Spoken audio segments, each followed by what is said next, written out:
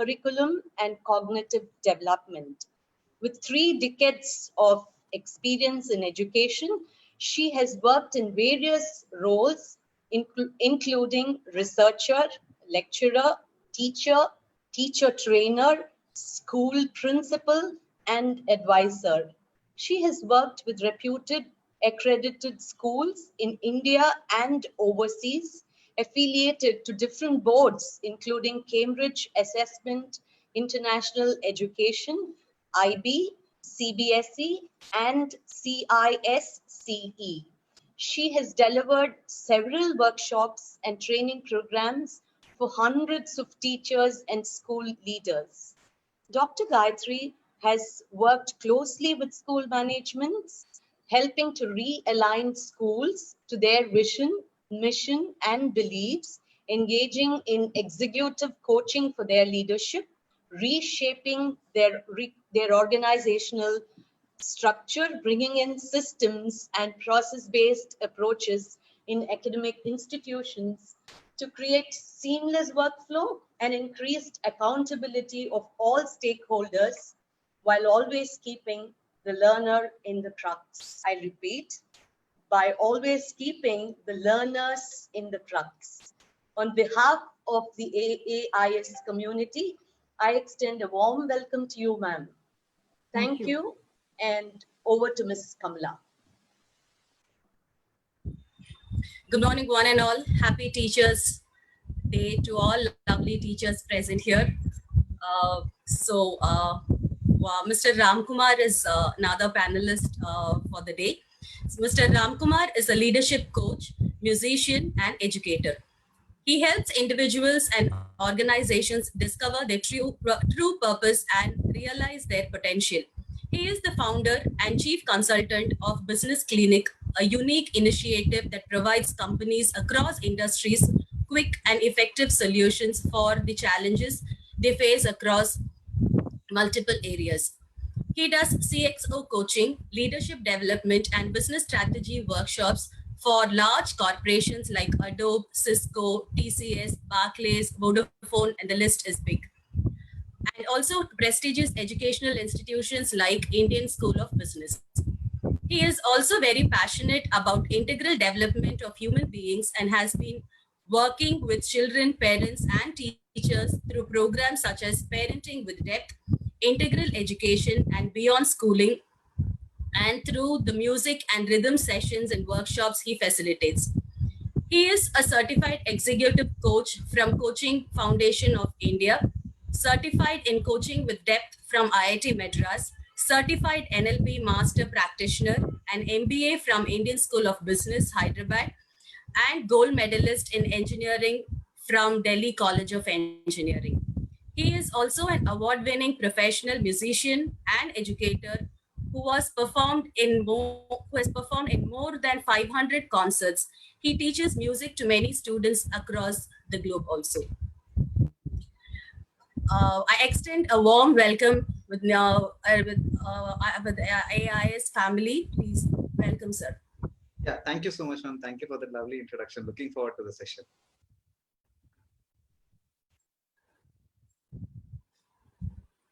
Priya, you're on mute. I need that reminder, don't I? So what brought Dr. Gayathri, Deepak, Mr. Ram, Akshar Arbol, you, me, and everyone present here together? Yes, there is some connection. Maybe it is visible. Maybe you can sense it. Maybe some of us feel it. And maybe a few of us are looking for it. As it is said, certainty ends inquiry. Many of you are familiar with one of the hallmarks of Akshar Arbol, the celebration of the International Theme Day. Every year, we carefully select a theme, curate it, and culminate it in a celebration showcasing our understanding of the concept. Every student, right from the early years all the way to the graduating batch, is involved. And this year, our theme is connections. At Akshar Arbol, we take a transdisciplinary and an interdisciplinary approach to learning. We know, understand, and adapt our teaching styles to move our learners towards the conceptual understanding. Given a few minutes to think, I'm sure you will come up with several examples from your classroom as the role models, facilitators, adults in the equation. It is good that we delve deeper into the concept in order to help put students to take a deeper dive into the concept, as that has been the practice here at AAIS. Any questions that you may have, please put it on the chat box. John Muir, a naturalist, said, when one tugs at a single thing in nature, he finds it attached to the rest of the world. How true. In the current normal, and not the new normal anymore, we realize the significance of connection even more deeply. Our vegetables didn't arrive on time. Our newspapers missed several deliveries. The roads were deserted. There was silence, the much needed respite from the din we lived in, but it was eerie at times. And the touch, feel, togetherness happened over video calls. It still is. Distances didn't matter anymore, but we don't like this physical distancing. We tuned into several speakers in webinars from across the world, but we still miss meeting our dear families and friends. Let's connect with our guests, Dr. Gayathri, Deepak, and Mr. Ramkumar today to further explore the concept of connection. The what, the why, the how, the when, the where. But before that, I'm going to ask Prabha, how do you feel? What do you think about this? Well, good morning to each of you present here again this morning. For me, really being an educator from a PYP background, each time I see that word connection, I automatically just go back to the PYP key concept and its associated question, which says connection, how is it connected to other things? So really in PYP terms, connection is, and I quote here, the understanding that we live in a world of interacting systems in which the actions of any individual element affects others, unquote. To me, this is a very, very powerful statement because all at once it makes connection something that's very physical, something that's very visible, something that one can touch. At the same time, it also brings in that beautiful, deeper metaphysical meaning to what it really stands for. I believe that connections are very important for one's thinking and growth. It is where the constructs of prior knowledge meets new learning. From a very, very social view, connections are hugely important for our physical and mental well-being. And I believe we know that even more in the current pandemic that we are living in, because it's the impact of this physical and mental well-being that's very far-reaching, both within our own lives as well as those we interact with. These really are my initial thoughts when I see that word connection. So I'm going to, without any further ado, move on to hearing the thoughts of our panelists. When you see the word connection, what is that imagery and what are those initial thoughts that come to your mind? And if I may request you to begin, Ram, could we hear your initial thoughts and responses to this word connection? Sure. Since you said imagery, I'm going to try and draw an image. So I'll just quickly check if I can use the.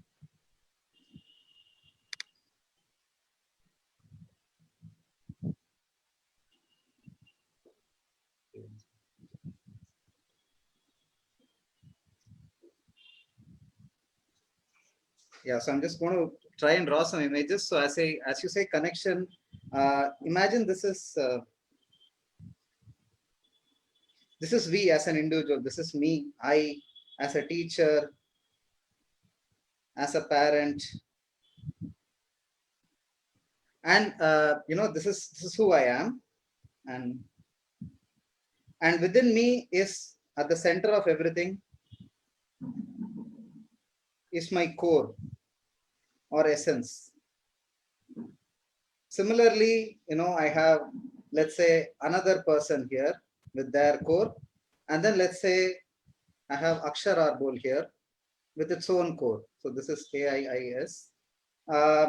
Now, what connection to me means is one connecting with, we are all different forms, right? It's, let's say, me, as a teacher, as a person, as a parent. But then there are also other forms, like Akshar Arbol is one form, institution to whom all the teachers here belong. And then there is a student, there is a parent, etc. So these are different forms that exist around us. So we have to connect to them at a form level, also connect to them at an essence level. So what I mean by this essence is, first we connect with who we are within, right? What makes us happy? Who are we as a person? So that's the first connection.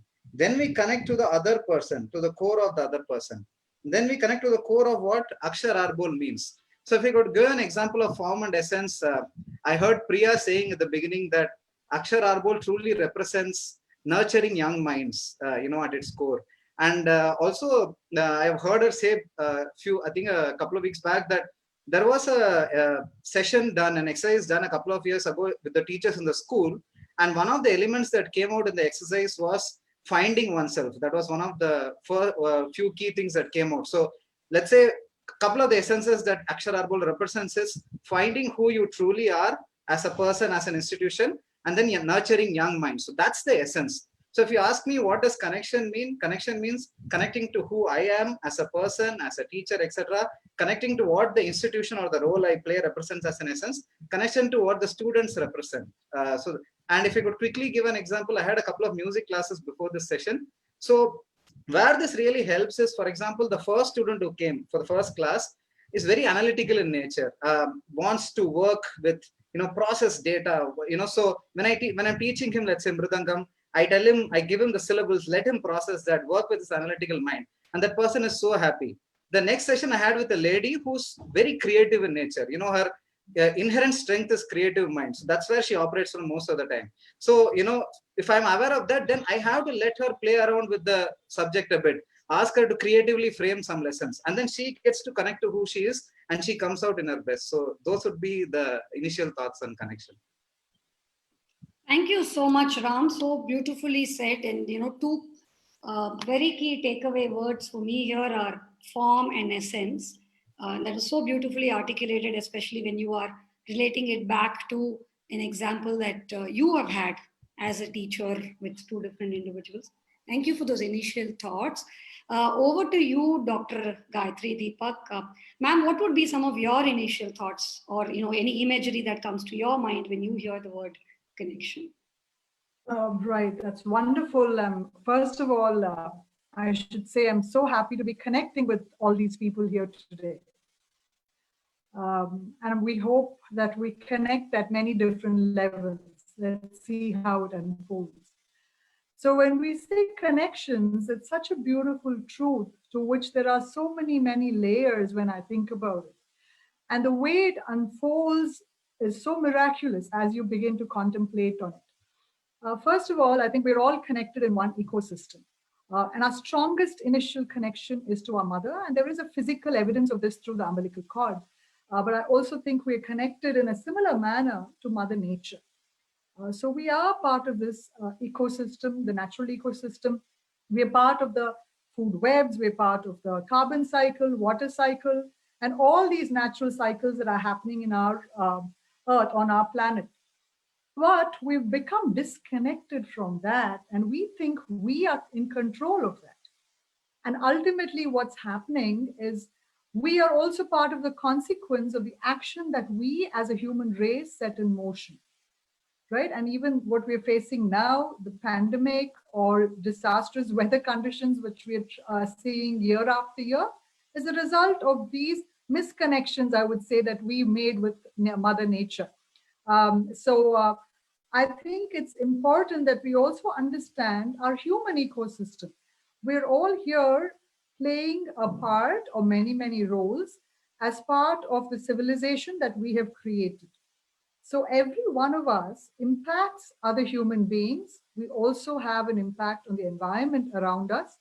In our spiritual traditions too, there's the deeper connect, where we say that we're all part of one supreme being. And we even say that it's revealed in our scriptures that we are part of one supreme being as body parts are, and we are all interconnected, right, in this manifested universe. So connections are at so many deep levels, and as a culture in our country, we understand this very well. So I think but yet we haven't yet internalized it, whether it's in our country or at this whole planet. We, as a human race, we haven't yet internalized that we are part of this interactive, huge network of connections, of which we are also a part and at the same time co-creators. So I think we have to understand the circle of influence that every one of us actually impacts and creates. So we create this impact and this connection through our circle of influence on ever so many things and human beings and the nature around us. This is what actually, it's the magnitude of this which strikes me when you say the word connections. Wonderful to just listen to this. And what really kind of stood out is how we are a part and how we co-create as well. I think you really brought it so well. And when I think of this circle of influence, and Ram was kind of drawing that circle of influence over there, could you go a little deeper into what you mean by circle of influence, and how is it relevant to the roles that we play as teachers, as parents, as adults in the society? And is this important? Why is this important? Right, okay. See, there are a number of circumstances, events, or people that impact us, right? For example, it could be in your day-to-day life. Your child has a headache, right? So that is a matter of concern to us. You want to ensure that you're giving a balanced meal to your family. Of course, that is something that you need to do because you notice that somebody is not eating enough. So all these little things are within your circle of influence, right? Where you can act on them and you can change and you can create a positive impact on it, right? If your child has a headache, you can go and help that child apply some balm and help the kid. But there are certain things which are impacting us, no doubt, and over which we have no control. For example, the pandemic that's happening, or the weather, or perhaps a political upheaval that's happening, or the taxes that you need to pay. Do you have anything that you can change in that? You don't, right? But that is impacting you. So this is your circle of concern. You're concerned about it. Now, what does a person who typically spends too much time on the circle of concern do? They begin to complain because they cannot change that. To have that maturity that you can't change, but there are certain things that I can impact, I can change, I can make a positive change to it. That means you can be proactive about some things and some circumstances, some people within your circle of influence. So that is your circle of influence in which you can actually act and make a difference, right? But again, this is typically what Dr. Stephen Covey and exercises which are relating to this particular aspect of his work of circle of influence and circle of concern would typically involve. But I would like to look at it from a deeper angle, somewhat similar to what Mr. Ram said earlier, and also consider the extent or the network that we are actually creating through our circles of influence. So let's look at the human ecosystem, which I was talking about earlier. And you also mentioned that we all play different roles, right? So let's consider that we are in the center, like Mr. Ram said, and then we have a small circle around us on which our impact is the most, which is usually our family, the people with whom we interact on a day-to-day basis intensively and extensively throughout our lives, right? So usually it's our family. I think we can try even starting off there. I think he has started, Mr. Ram. We can even try drawing it. Every one of you can take a paper and a pen if you have it handy and try working on this. So you can actually put yourself in the center and draw a little circle around yourselves. And in that circle represents on whom you have the greatest influence. We are only talking about other humans in your life, right? And then who else do you impact on an extensive and intensive basis for a prolonged period of time? If you're a teacher, then it would be your students whom you're meeting day in and day out, and you're spending several hours in a day with them, right? If you're a homeroom teacher, if you're a PYP teacher, even more so because you are with the children throughout the day, right? If again, if you are a parent, if you are a counselor, then who are the people in your professional sphere whom you are impacting day in and day out, right? You could also include your colleagues. Are you impacting your colleagues as much as your students? Perhaps not. So maybe you can draw another bigger circle around that, because that impact from your center is a little further away, but you are interacting with them daily, right? And you are making some influence on them. Similarly, your colleagues, your supervisors, and then you move on to somebody else in your day-to-day interaction. Is it your domestic help, for example, or a person who supplies fruits and vegetables and flowers to you, your neighbors perhaps, so on, right? So you create all these concentric circles around your center. Once you're done with that, what you can try is to place some points and label those points. For example, in your first circle, you could probably say A, B, C, D as family members, right? In your second circle, you can put another X, Y, Z as students. Yes, you might be interacting with 40 students every day, but I'm just saying, put a few examples, just a few dots. Similarly, around the other circle, so put a few dots in every circle representing people with whom you are interacting, right?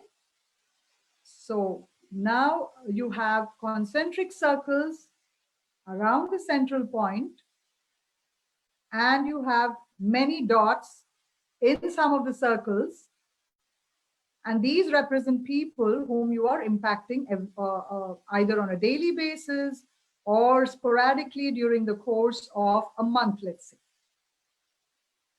So around each dot, if you start drawing circles, see what happens. Choose one dot, could be in the first circle around you.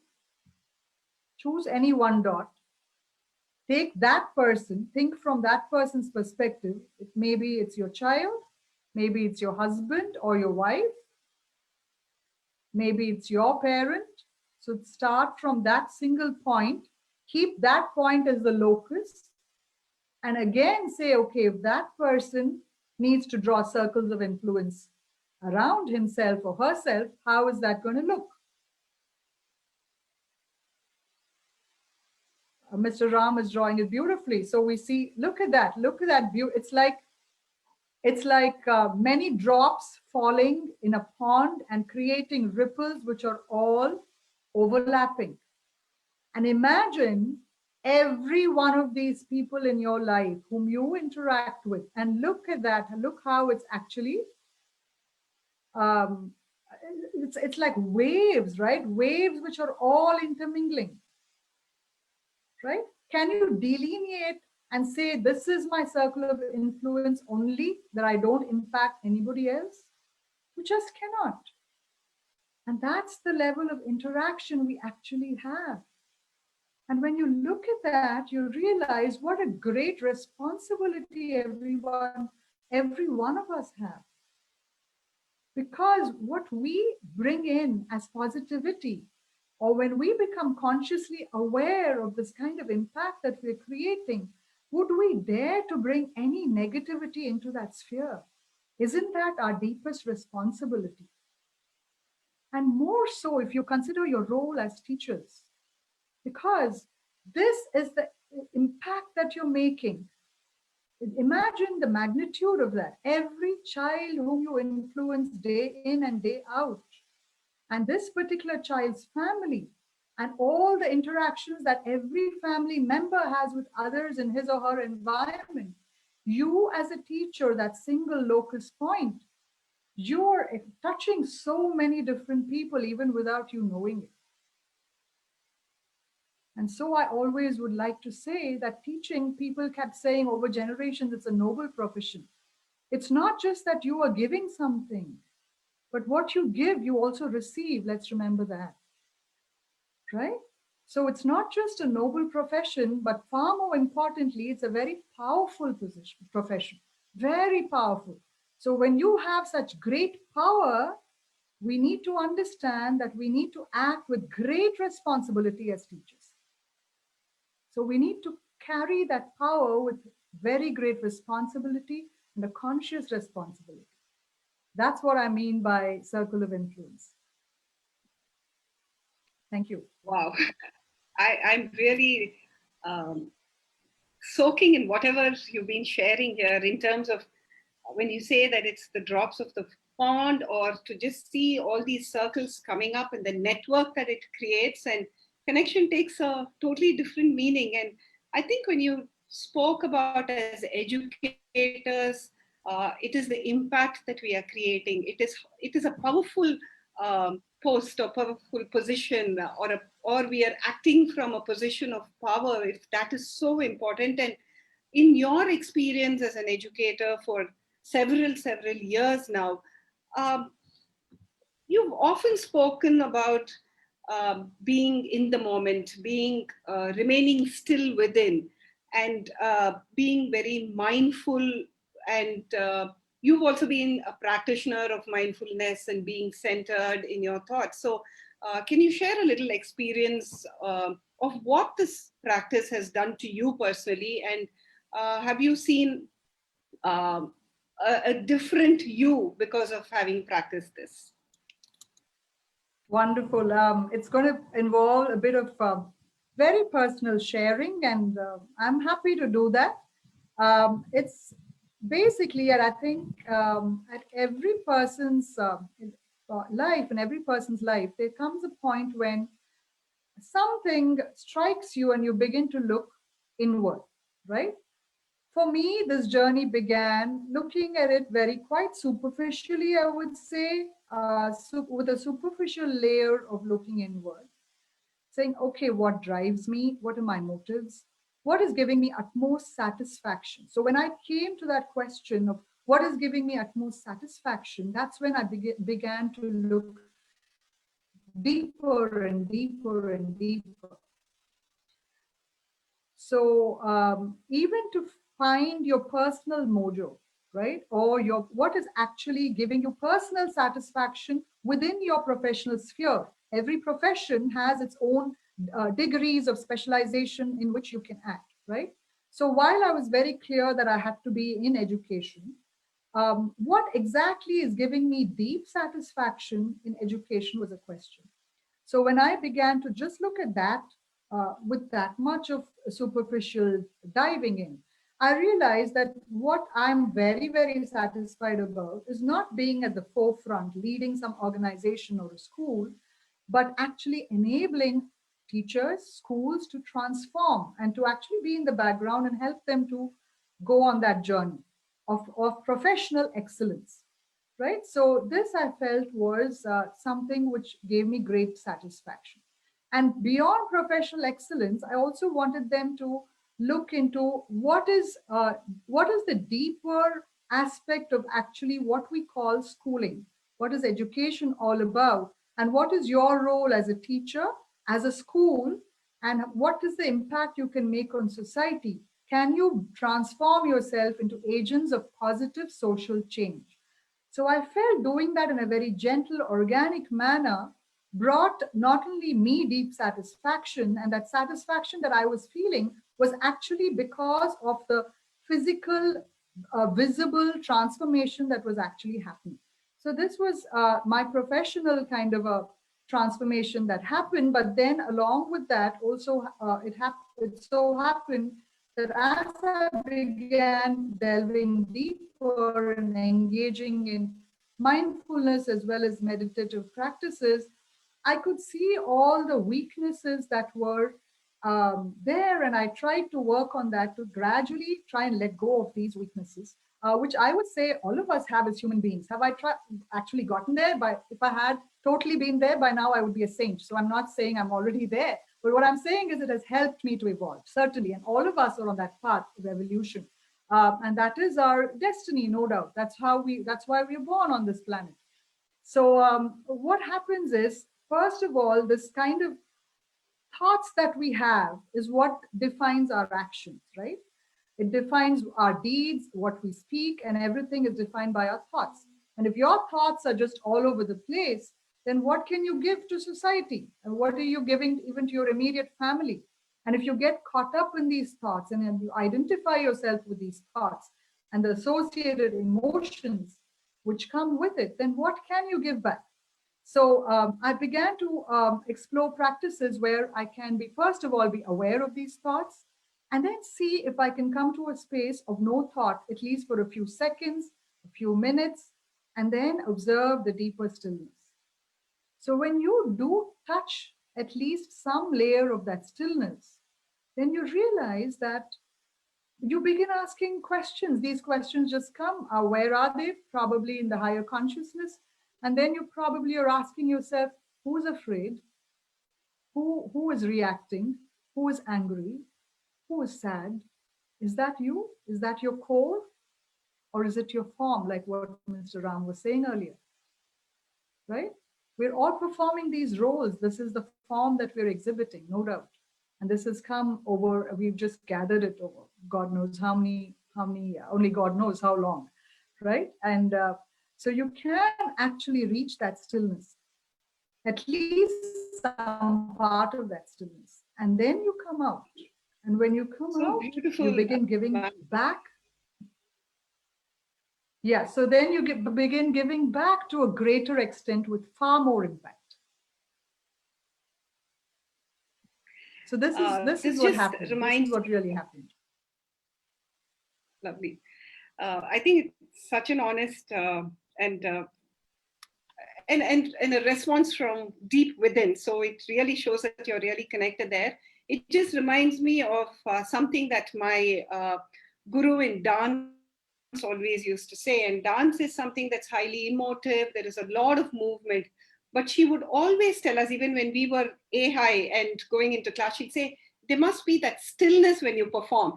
And we used to, wonder, what do you mean by stillness when you perform? But I guess it takes you years of growing up to understand that stillness. So it's really beautiful the way you said.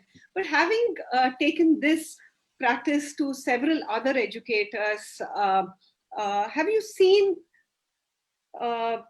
anything that has been a change that has happened or that has benefited them from these kinds of practices? Any kind of an example with educators? I have seen schools transform. I've seen educators transform. Maybe we could try a little small exercise here and now, and you can actually see it yourselves. And if you practice it regularly, you could see it yourself. I'm not saying I've done this with educators, but then these are little things that everybody has to explore it on their own. What I've seen with educators and schools happening is when the leadership and the management aligns with their vision and mission, or recreates their vision and mission and rediscovers themselves as, and what is their mission as a school, then what happens is they consciously begin to insist on implementing that kind or those kind of practices, and then it becomes a culture in the school. When it permeates to that extent, and everybody internalizes the school's mission as well as its belief systems, its values, and what happens then is a big transformation. Because the teachers who come in from outside, from other schools, they begin to internalize it and they actually see the changes. So it could be simple breathing exercises, yoga practices, nature walks that's happening in the school. A quietness seeps in. While there is the superficial activity and the dynamism of a school, the joy in a school, no doubt, but there is an underlying calmness where there is a sense of acceptance, and you gradually move towards creating a space which is accepting and which is non-judgmental, which is where creativity will flourish and learning will grow. And I've seen this happening in schools. I've seen this happening with teachers who come in and they are transformed themselves. So it's beautiful. A small exercise that you could actually try, maybe some of you are already there, some of you aren't, you're just beginning, we're all at different stages. You could just try freeing your mind of thoughts, totally. Could you try it for a minute? Or watch out for the next thought. Just try this, watch out for the next thought.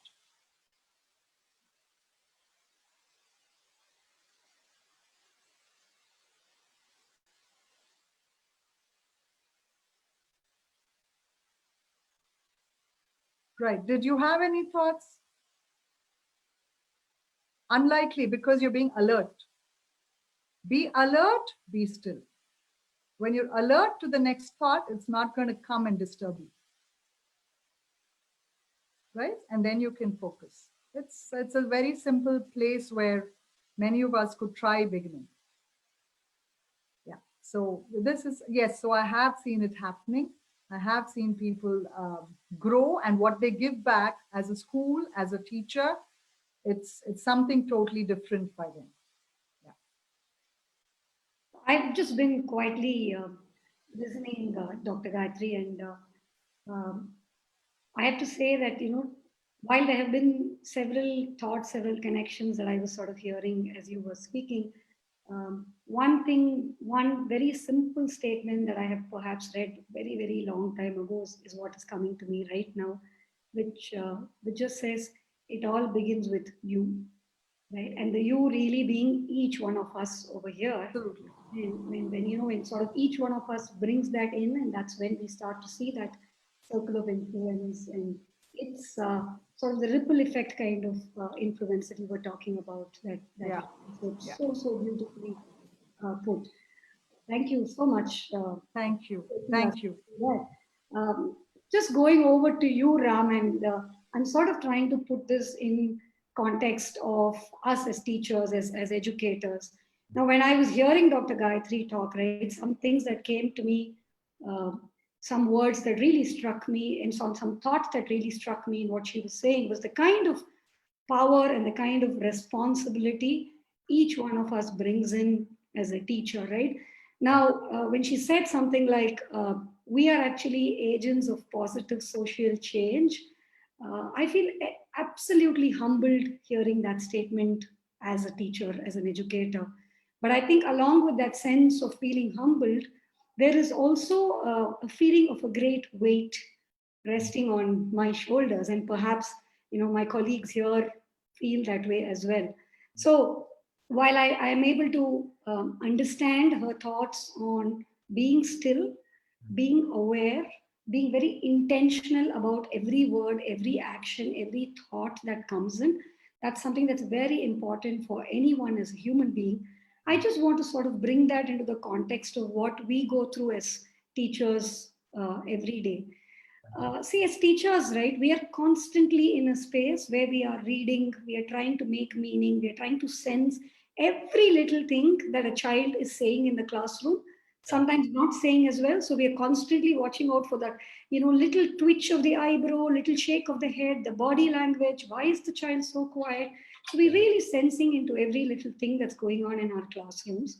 And often even when we go back home, of course, there's no home right now, even when we shut down our computers today, through the day, we are constantly replaying what is going on in our classrooms, in our heads. Yeah. And this, I feel as teachers, it often leads to a lot of empathetic fatigue, because you're all constantly in that space of being empathetic towards your child and trying to understand where is this coming from, what's going on. And many a times as teachers, we end up feeling emotionally hijacked. Yeah. Right? And at a time like this, when we are constantly tuned in as well through technology, we're so plugged in all the time. Now, where is really the opportunity for us as teachers to remain still? So, what I'm really asking you is in very, very practical terms. Yeah. How do we as teachers put this idea into practice? Yeah. That's a really wonderful question. And I'll go back to how Priya started her earlier question to Dr. Gayathri Deepak, which is remaining in the present moment. I think that's the key. We can not about remaining in the past, not about remaining in the future. Like from the past, we can take learnings, but we start worrying that, things happen like this child was behaving like this, etc. Or let's say if we start thinking about what's going to happen to the class tomorrow, what's going to happen to what I've planned, etc., etc. Not doing any of that and being in the present moment. Now, if we have to make it really tangible, like Priya also said earlier that, about dance, right? That, you have so many movements happening. How do you remain still? Like, and then you said for teachers, there are like 50 children in a classroom, or, 80 children, or however many children you have, or 20 children, or you're addressing a large gathering, and there's so much of data that is hitting you, right? Your senses are picking up data from the children. Already your thoughts are there about what you want to do. When there is so much that's happening around you in this at the surface and within your being, the only way then to kind of remain still from within is to use what are called anchors, right? So now what is an anchor? A ship uses an anchor, right? A ship uses an anchor to kind of, when it reaches the port, for example, and it uses an anchor because however many sea waves may come, turbulent waves may come, it can still stay rooted to the ground, right? It can stay in that position. Similarly, there are some anchors that we can use. Now, there are many anchors. One of them that is always there throughout our life till the moment we are here on this planet is our natural breath, our breathing. So why don't we, since we said we want to make this tangible, can we, with your permission, just do a 2-minute exercise, if it's okay? Absolutely. Look forward. So we are going to do what is called a natural breath watch. Very, very simple thing. We probably do this at different points of time a day already. We are just going to watch our breath, natural breath, as it flows in, as it flows out, as it flows to different parts of the body. We are not going to modify the breath in any way. This is not pranayama or any other kind of breath modification exercise. So let's begin.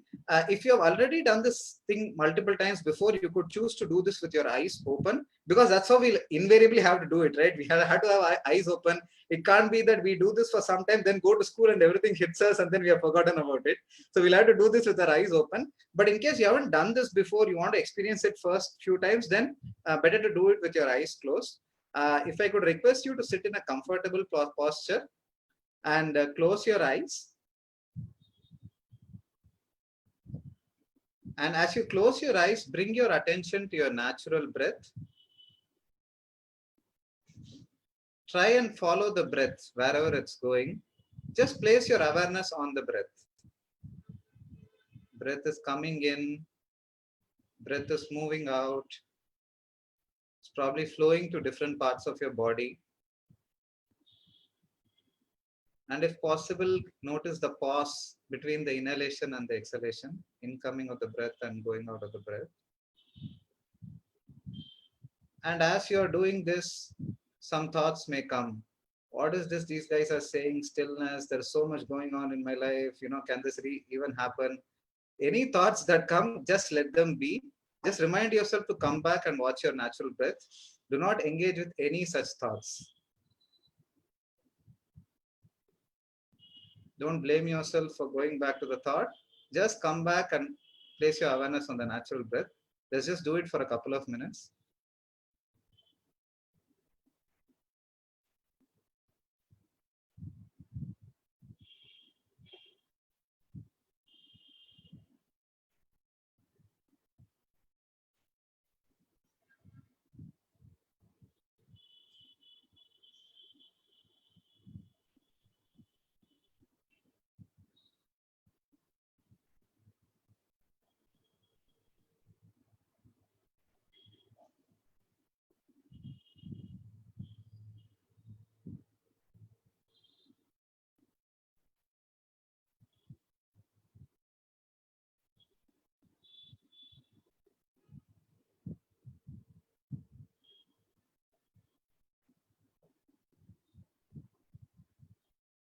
When you're comfortable, kindly open your eyes.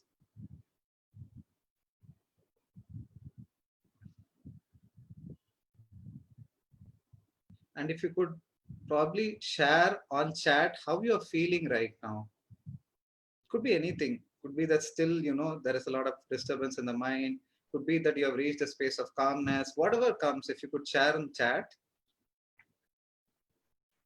And as people are sharing, I just want to mention that natural breath is a very powerful thing. It's a very, very simple thing, but very, very powerful. At least 3-4 amazing things happen whenever you are with your natural breath. You're anchored in the present moment because you're breathing in right now. It's not that you're catching a breath of the past or something, or a breath of the future. So you're like really breathing in right now in this present moment. You're anchored in the present moment.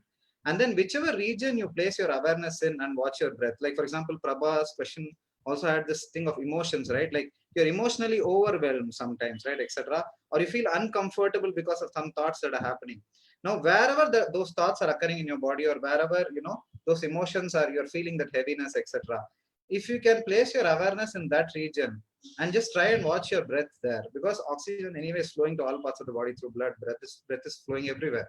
So if you place your awareness on that part of the body and just place your awareness, and don't ask for anything, just place your awareness. Don't say that I want this resolved right now, etc. Just place your awareness. We work with so many parents and teachers. We have seen that, it just disappears, whatever heaviness you had, whatever, because most of it is psychological and coming from that, so it just disappears. So that's the second one. Third thing is, it really helps you connect to who you are, your essence. It really helps do that.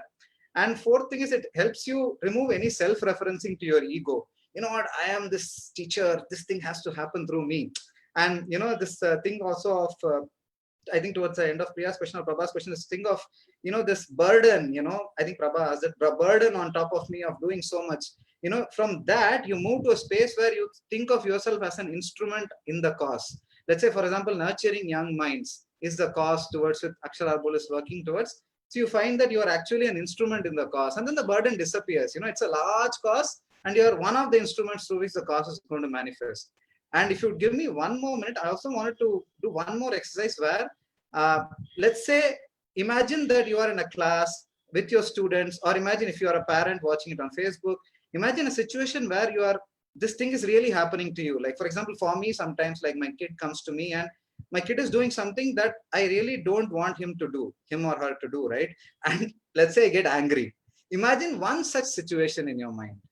Just close your eyes. Imagine one such situation in your mind.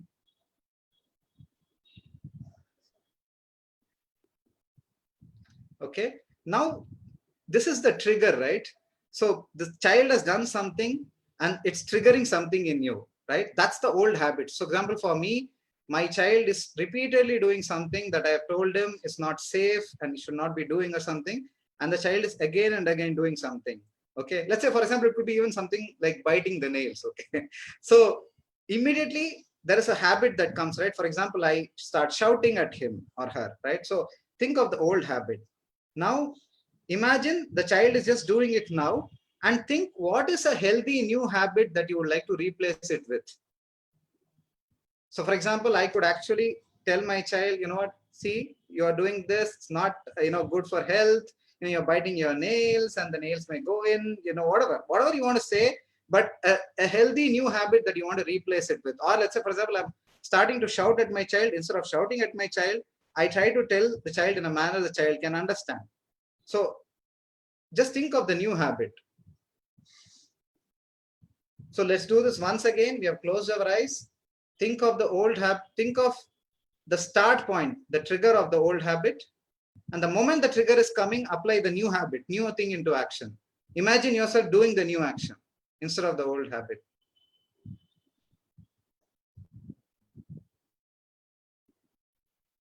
Again, in our minds, we are going back to the old habit, like my shouting. Okay.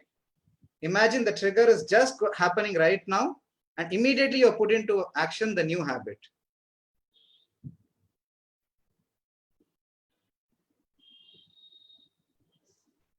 Now, as we keep doing this multiple times, this new habit starts forming. So you can practice this, visualize this when you're on your own. And then when you get into the real situation, stay anchored to your natural breath. And, you can actually do this. You can be conscious that, this is going to happen. No, I'm not going to shout right now. I'm going to do this, get into this new habit. So with practice, new habits get formed in the brain, in your being. And the new habits then start, taking the place of old habits, and then you can create the shift. That was such a beautiful, simple practice, Ram. Thank you so much, because it, in a sense, right, it makes this whole word and the thoughts that we typically have when we hear the word meditation, we tend to think of it as something that's, too far for our comfort to be able to move towards.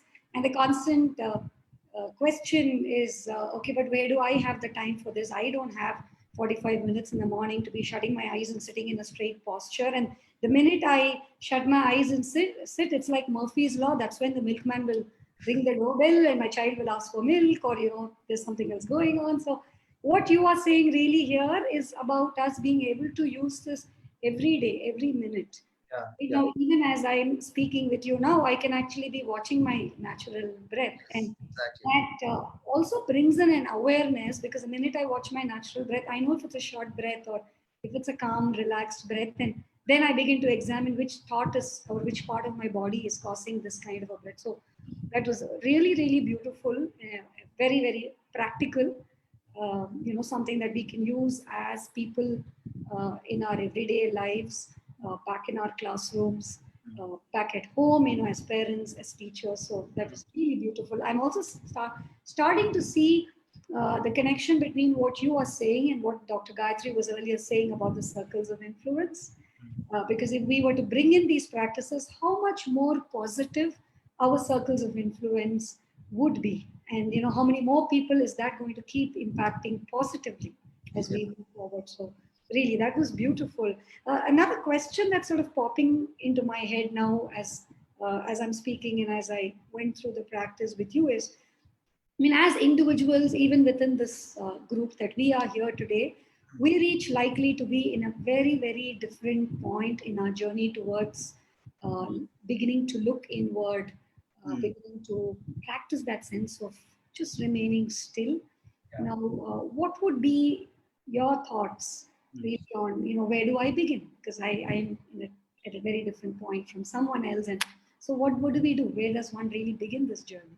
Yeah, sure. So one beginning could be that as parents are and teachers are listening to this, please keep anchored to your natural breath as you're listening to as we speak for the rest of the session. So that's one point of beginning probably. Second thing is, one quick thing is, as you're watching your breath, kindly don't evaluate, because as parents and teachers, we are so much into this mode of evaluation, right? Oh, I have to give marks, etc. Kindly don't evaluate your breath. That's the anchor. So if you start evaluating and start, having doubts about the anchor, then there'll be a problem. So whatever your breath may be, short, long, narrow, wide, whatever, let it be the breath, and we just stay anchored to it. Okay, that's one. Like you, and this is a very important thing you brought in, because among the group of teachers today itself, there will be teachers who would have practiced meditation for many years, and parents who would have practiced meditation for many years. There may be some who have not done it much. There may be some who have done static practices, like you said, like for example, you sit for half an hour, meditate, you get that calm, and then you move out into the world. Whereas these practices are dynamic practices. You can do it in the moment, as you're with the children, etc. Now, where do we begin? We can begin, for example, by using this as an anchor, then starting to connect to your essence core from coming from there, starting to connect to what Akshar Arbol represents. So I am in this class and there are these children who are saying different things, shouting, different children have different needs, but then I am connected to Akshar Arbol's essence, nurturing young minds, knowing who I am, knowing who they are. I'm constantly connected to that. So it's, if I could say, this word that comes to me is inner work-life balance. If I could say sort of work-life balance, do your inner work, and then you are doing your life also, and then there is this inner work-life balance. And let's not blame ourselves at all, because like if we could imagine different stages, for example, initially life could happen to us, right? So we are like victims, helpless people, everything around me is happening like this. This coronavirus pandemic has come. I'm suddenly forced to use laptops, everything. Every day I have to teach like this. What is this? Why is this happening to me? That's like the victim posture, like a helplessness kind of posture. So that's, let's say, one stage. The next stage is, 4 months of pandemic, I'm now more or less in control, etc. But I will take control, right? In the sense that I will not let this disturb me. I have my own core purpose to fulfill in this world. So I'm more control, I'm more driven. And then the next stage could be life happens through me. This teaching is not a burden on me. I am an instrument of the larger cause, right? To kind of help people realize that potential. So I'm constantly connected to my purpose and core. And the final state, like, Dr. Gayathri also brought in, is a state of oneness, right? Where life just happens as me. I'm one with life. Whatever is happening, I'm, constantly with that. Now, typically when we visualize this model, let's say 4 stage or something like that, we will start classifying people. Oh, this person, this teacher I know is in this bucket. This teacher I know is in this bucket, or this parent is in this bucket. But actually, we all could be living in these buckets at different points of time in the day. Sometime I may be so overwhelmed with what is happening around me that I'm feeling victimized, right? Let's say in the afternoon, I come back home, and I'm sort of feeling in control. I'm going to cook, or I'm going to do something, I'm going to do some work, etc. I feel like I'm in control. sometimes I feel that, what, I'm in flow, this whole thing is happening through me. And sometimes I could feel this oneness, everything around is so beautiful. I'm just connected with everything. So it could just happen throughout the day. So our idea is to move from being most of the time in this victim state to the state of purpose or the state of oneness. So I would say, let's start wherever we are today and just make these small steps towards moving towards that.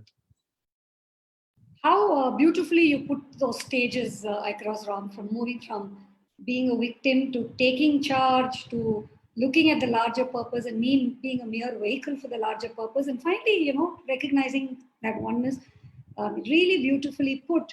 If I have to just sort of ask you in terms of, we keep hearing this word, we living in unprecedented times right now, and it's true. It's we never imagined, even in our wildest dreams, that we would be living in the kind of times we are in. At the most, in our history books, we've read about the Spanish flu from 100 years ago, right? And today, I think in the times we're living in, there are no physical boundaries between home and work at all.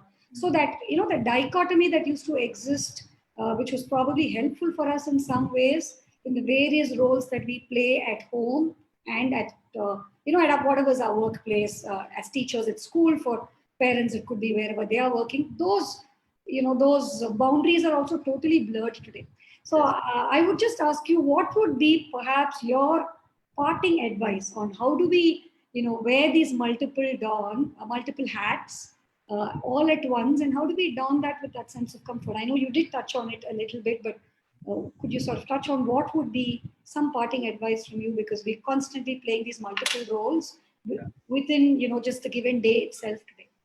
Yeah. I'll just go back to two things. One is stay connected to your core and to your anchor, and be in the moment. Don't keep worrying about the pandemic. Then second point is connect back to Dr. Gayathri's concept of circle of influence. The pandemic is out of your control, right? You can't do anything about it really. So, what you can do something about is your life and what you're doing in this present moment. So we stay anchored. In this moment, we consciously see what's happening around us. We do this inner work, and then we are responding basically consciously to whatever is happening. We are not reacting on the surface. So what I would say is, just don't think about things that are not there in your control too much. We have to be aware of what's happening around us. Yes, we have to plan. Everything is fine. But then if you are too much connected to that, and if you're not connected to our inner home, or we don't do our inner work, then we'll get entangled, right? So say connected. Connection means it's like a witness poise, right? You are this neutrality or this witness poise. You are like a witness. You're watching all this happen. You're connected to who you are and what you want to do. And you will keep doing that. You are a witness. You are watching.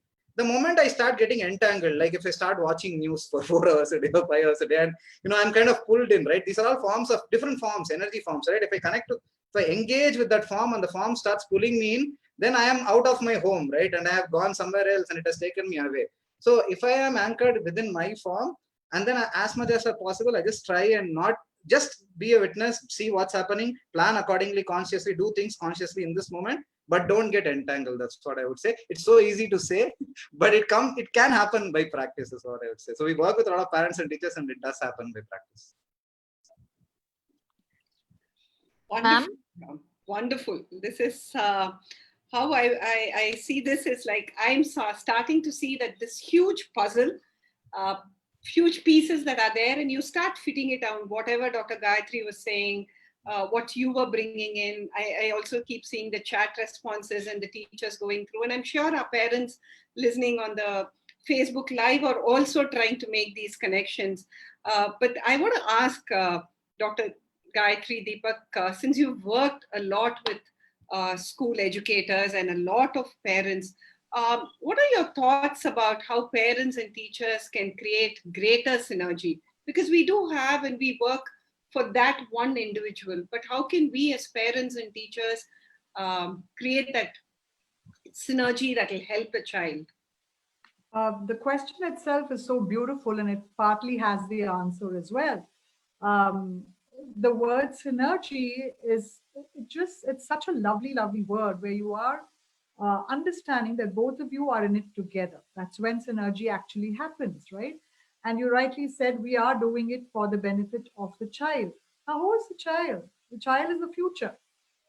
So like what Mr. Ram said, we are using our experiences from our past, living in the now, and trying to create what we think is the best for the future. We can't create the future, but we can prepare our children for the future, which nobody knows how it's going to be, right? So what we need to focus on is, first of all, let's understand that all of us are in this journey together. The parents as well as teachers are in this learning journey as co-travelers. It is a learning journey for all of us, for the children, for the parents, as well as the teachers, right? We are co-traveling on this path. So let's first seek to understand before we want to be understood, right? A very, very fundamental empathetic practice, right? If you want to practice empathy, the first thing you would like to do is try and understand from where is the other person coming from. First of all, we're thinking it's the other. Is there any other, right? We are all in it together, right? So it's basically trying to be empathetic with one another and creating channels of communication. I would urge schools to recognize parents as a powerful influence on the school, and parents to understand that school is a powerful influence in their lives, not just their child's life. No doubt the child is the one who's attending school. So why not bring the parents more deeper into the community of the school, bring the outside community inside and take the inside outside, just like we were talking about us as individuals. Do the same thing to the school as an organization.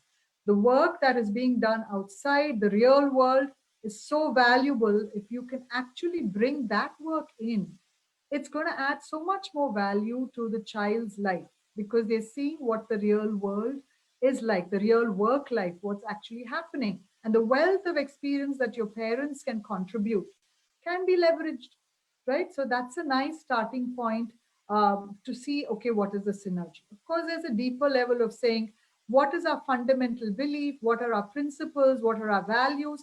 Synergy at that level is very, very important. That's really, really fundamental, right? So that's extreme. That's the core from which you can actually see the manifestation of all the different aspects of collaboration between parents and educators.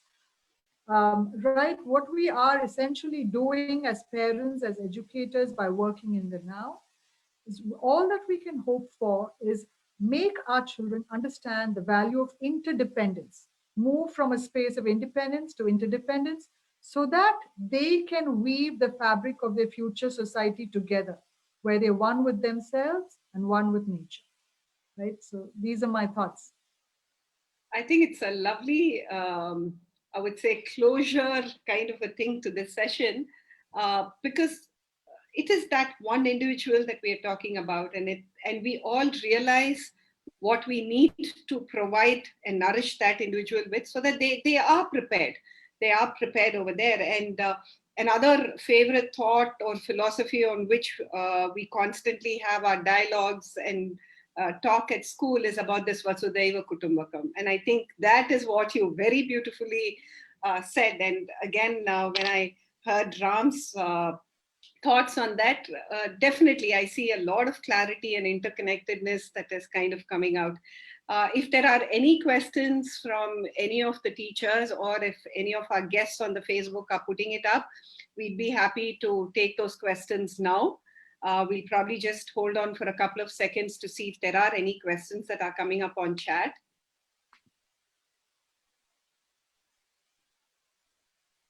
Kamala, do you have any questions that have come up to you privately? No, Priya. Okay. I think as Gayathri ma'am said, everyone are alert, hence Absolutely, Kamala, I think so too. Wonderful. But I think there has been one person who has probably been the most alert, most in the moment, and I'm going to request Ms. Akhila, our principal of the secondary school, to gather all the thoughts, to bring all the connections that she's probably made, or the connections that she's expecting to make, and kind of take the session and to the closure. Over to you, Akhila.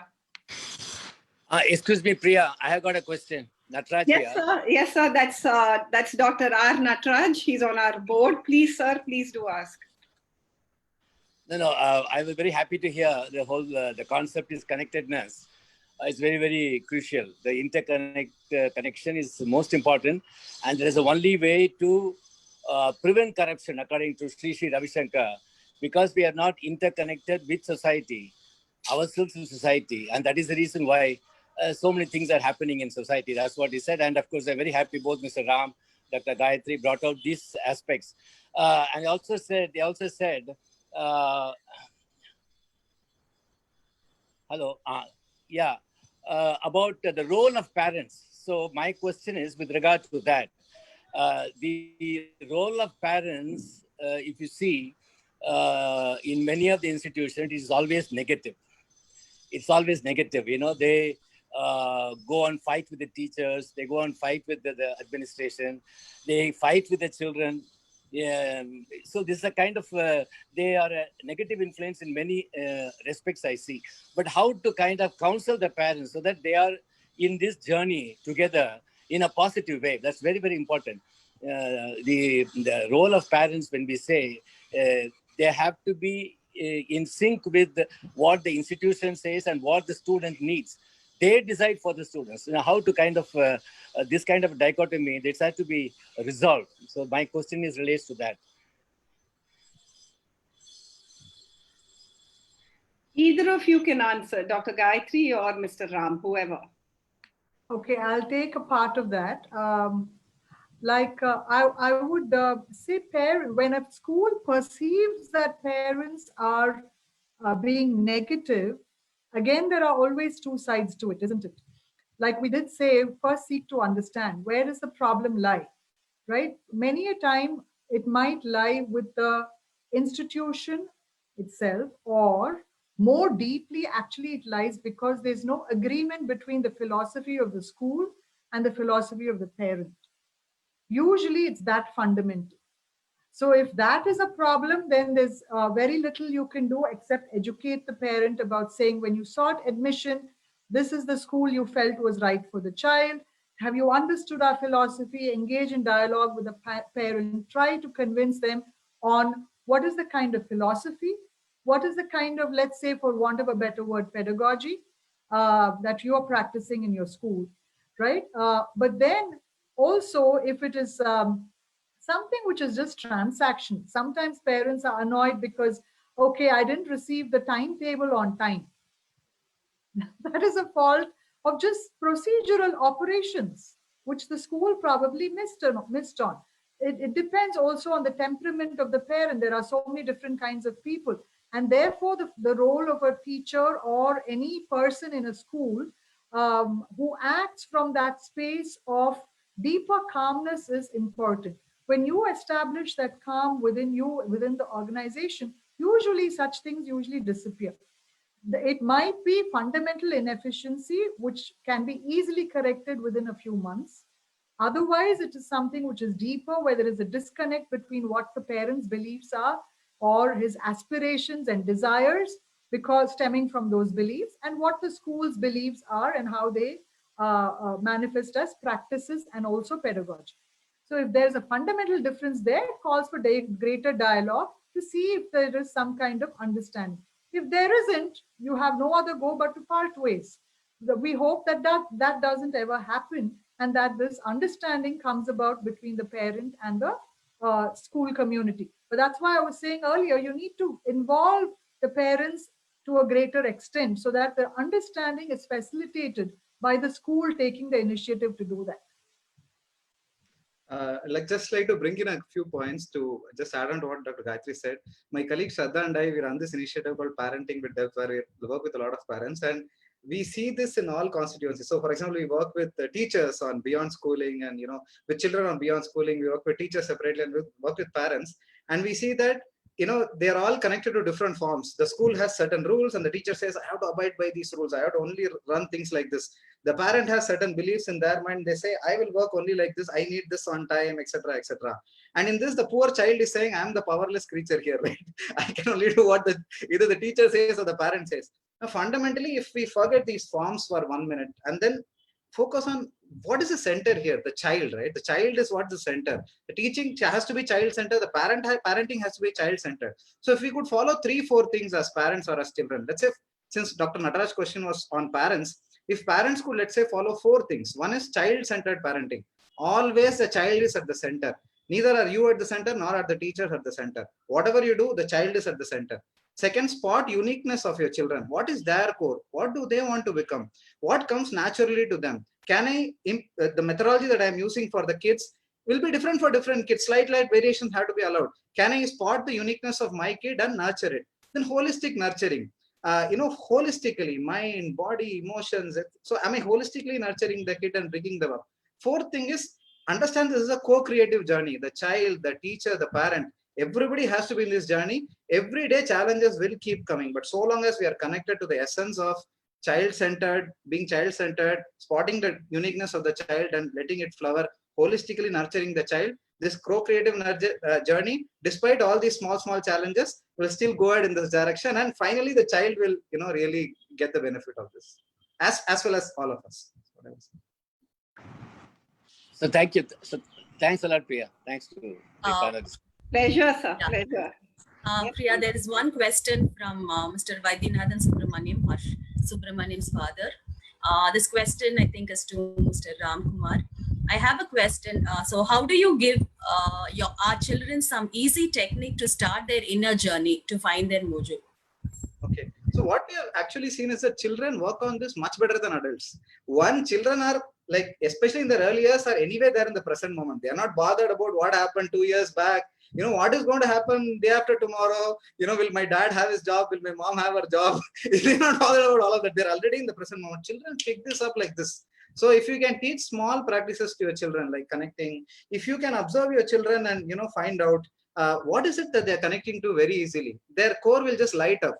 Like I still remember 3-4 months back, I was near this Sangeeta restaurant in Chennai, Adyar, and there was a parent who was talking animatedly to a friend, and a child was just trying to sing, and the parent was like, hey, you're disturbing, always singing, etc. So, but the child is vocally expressing what is there at their core. The child is able to creatively express. That's the strength of the child. So if you can spot that and nurture that more and more, give the child more activities that nurture that.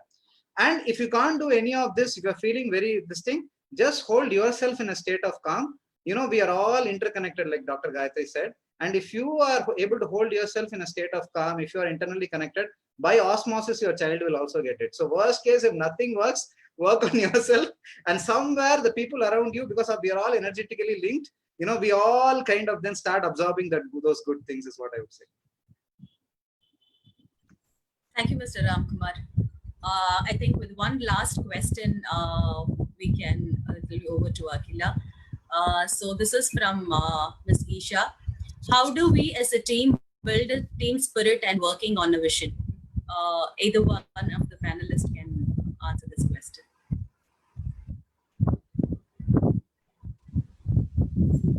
Right. I think if you just look a little inward, I think the answers are already there in today's discussion that we had. Such a beautiful discussion where building, this exercise itself is for building team spirit. What we have been through today, I would say, is in itself infusing a lot of spirit of being unified, talking the same. I would say you talk the same language and you walk the talk. That's all team spirit is all about, right? So if that is already happening in the school, then you have a good team spirit.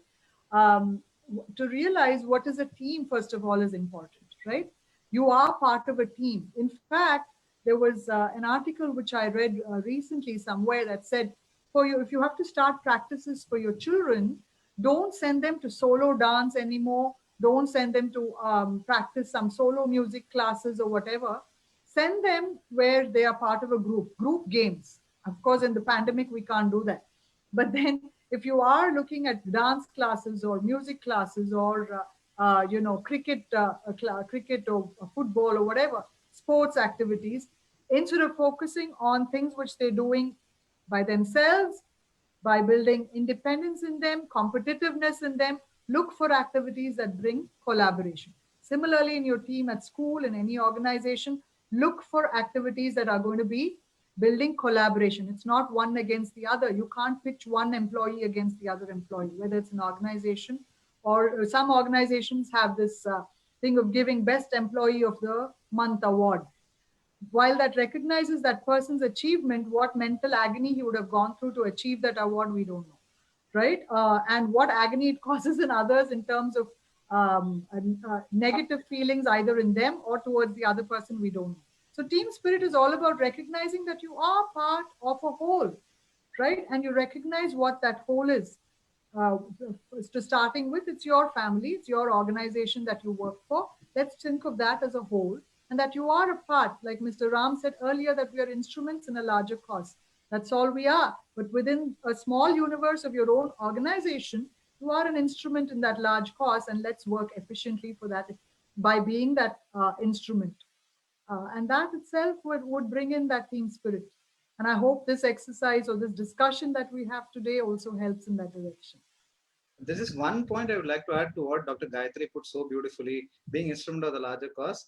Often we view things as either or, either me or this person, either I as a teacher or this parent, only that will last, But often if you start changing or to and, both can coexist, maybe what the parents saying can also be brought in, what the teacher is saying can also be brought in, what the child wants can also be brought in, what you can, situation can be created where and, multiple people can coexist with what they all want, So often when you are trying to rooting yourself or, when you're anchoring yourself on the and, then, many things, possibilities start to emerge. And let's say, for example, when a parent is complaining about something, first, maybe just try to understand the other person from their shoes. Oh, okay, I think this is where you are coming from or something like that. And this is what we want to do. Let's see how we can jointly, make this happen. You have that parent bonded to you for life. So I'm saying when we start working on the and, then the team spirit. Similarly, 2-3 teachers. One teacher may be coming from one perspective, another teacher may be coming from another perspective. There's always a possibility. This universe is so large. There's always a possibility to make multiple things work. So yeah, that's the only other thing I wanted to add. Thank you, Ms. Gayathri and Mr. Ramkumar. Over to Akila. Thank you, Kamala. Thank you, Priya. I think this is one thing that Priya knows that I'm very jittery about. She only mentioned this this morning about, having to be that alert person, having to be that connected person when the whole discussion is happening to sum up what it is. But Priya, I must really thank you, because I think I do have a lot of things to say. I do have a lot of things that I personally found the connect with, and the discussion was something that made my thoughts flow. So thank you for giving me this opportunity to bring some of my thoughts from the discussion today in front of all of you. Without inspiration, the best powers of the mind remain dormant. There is a fuel in us which needs to be ignited with sparks. I mean, this is a beautiful quote by Johann Gregg, and this connects so beautifully to what the discussions have been today. In fact, it has allowed, I think, each of us to draw those inspirations from the various things that have been discussed, the various questions that have been posed to our panelists. So I must absolutely thank our panelists, Dr. Gayathri, Deepak, and Mr. Ramkumar for bringing their own experience, bringing in the connections, and bringing it in the language that educators will truly understand. I think that was what made the difference, I would say, to the team at AIS over here. Picking on a few things that were mentioned today, I think right from the aspect of circle of influence, I think that was very beautiful to begin, to look at who am I, where am I, what do I connect to, whom do I impact because of my actions.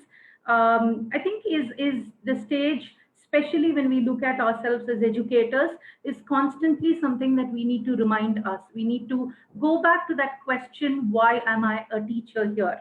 What am I doing being a teacher? And I think that's where also I think the notion of the connectedness to the interconnectedness, where Dr. Gayathri, Deepak began mentioning about nature and the fact that we are all a part of nature, and how interconnectedness is something that we can't think of otherwise. Constantly we go back to our students with the thought that it is not enough if you know your subjects. It is important how your subjects and your learning of your subjects go back to what you do with it in your real life.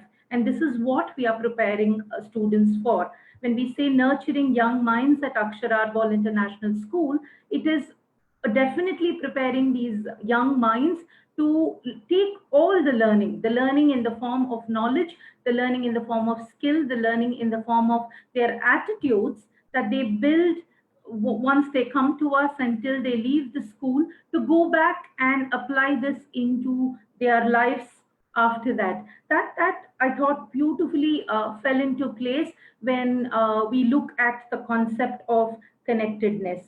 There was another very beautiful mention about power and responsibility. I felt I had to pick on this because as teachers, when we walk in, it's not our job to just go and teach our subject and come out. It is definitely beyond that. And this was evident actually in the Teachers' Day celebration that our students put up for us yesterday, that we have not just taught them the subject, but I think we have taught them things more and beyond all of what the subject would require. So the power that the teacher holds is to bring that influence amongst her students, and which means the larger responsibility lies on the shoulders of the teachers to not look at herself or himself as a person to go and deliver a content, but to look at building those relationships, building, nurturing the students in their journey of learning, encouraging them, being non-judgmental, being motivators in helping them move from one stage to another. So, I mean, she wears all of these different multiple hats, and I think that is what truly represents the connectedness she builds and she establishes with her group of students. One more I would like to pick on, because this is something that I think we have to all go back and reflect, is about the inner work-life balance. I think that was so well said. Of constantly, we are reading today a lot about, suddenly this focus light is on teachers in the last 4 or 5 months, and I think it's making us conscious to some extent. But the focus light is for a good, because a lot of us sometimes begin to feel, oh my God, what am I doing? I'm working 24/7. I don't have a holiday. I am not able to do this. One is to definitely go back and look at our time management and see what we do and how we prioritize doing. But truly, from that state of being a victim, playing on our minds and applying that mindfulness is so very necessary to move into that role and that seat of power and responsibility and begin to drive our actions from there. I think that, again, as educators, makes a whole lot of difference. Finally, the parent and the connect with the parents. I think we live in a society, we live in a connected society. We are not individuals. In my ecology classes, that's where we begin, looking at an organism, looking at something that's living, and no living entity is on its own. We need the non-living components, we need the other living components, and it's very true for people also. People live in a society, and those dynamic connections that make with the society are important. So for schools, it is extremely important to connect with parents and bring them on board, bring them into the journey of the learning of their works, in order for the children or the students to have maximum benefit from the support that they receive from the school as well as from the parents. And all of this certainly keeping in mind the empathy, which I think is the basis of how we can build connections and can move into the zone of being interconnected. On this note, I really extend a very warm thank you to Dr. Gayathri Deepak and Mr. Ramkumar from the AIS management, teachers, and staff. I think it's been an honor, a privilege to have both of you here. And I must say it's a morning that's been spent extremely well. A lot of food for thought for all of us. I also thank all our teachers for joining in because it is a day for all of us, and it's about celebrating this day, making us feel proud that we are teachers, and this is a profession that one needs to look up to. I thank our board members for taking their time and always being there with us when we do any new initiative, for always being those pillars who have encouraged and motivated us in several ways. Our parents who are watching us on Facebook Live and all other viewers, thank you so much for joining in today. Happy Teachers Day. And with that, I would like to sign off. Over to you, Priya. Thank you. That was again very beautifully summed up, the capsule. I can just see that the connectedness and the circles of influence, the concentric circles we spoke about, it just kept expanding.